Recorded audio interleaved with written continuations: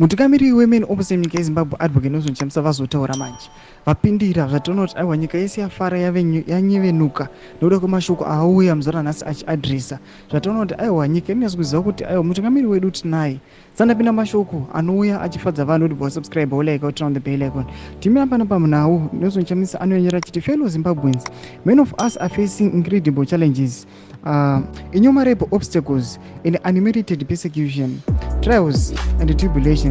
Nothing lasts forever. These too will come to an end. We are being prepared for the glorious days ahead to be happy again. Prayer works, God is able. Faith without works is dead. Count it all joy, my brothers, when you meet trials of various kinds, for you know that the testing of your faith produces steadfastness, and let steadfastness have its full effect, that you may be perfect and complete, lacking in nothing. Abanyara chiti saina chiti James 1:2-4. Family, Sabbath blessings to you all.